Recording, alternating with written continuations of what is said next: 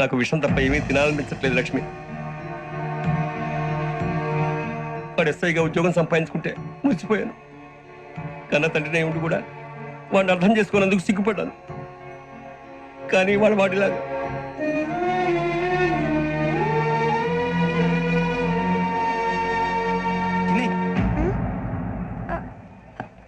అన్నయ్య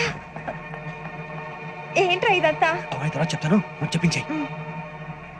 అలాగే నాన్న. అన్నయ్య రిజర్వేషన్ కౌంటర్ దగ్గర ఉన్నాను నాన్న. వాడు నాతో మాట్లాడాడు కూడా. అవునమ్మా, వాడు నాకు పంపించడానికి చెప్పాను. నువ్వు ఉండు, వాడు ఇట్టే వస్తున్నాడు నాన్న. ఏరా నాన్న, ఏమిట్రా ఇదంతా? పర్వాలేదమ్మా, మీరే కంగారు పడకండి. నాన్న, నేను ఈ హత్యలు చేయలేదు నాన్న. టీవీలోను పేపర్లోను నువ్వే హంతకుడు ఫోటోలు వేశారా? నీకు ట్రైనింగ్ ఇచ్చిన ఆఫీసరే నువ్వు నేరస్తులను సర్టిఫై చేశాడు. అంతేగా నా మీద చేయి కూడా చేసుకున్నట్రా. కానీ నేను నమ్మలేదు.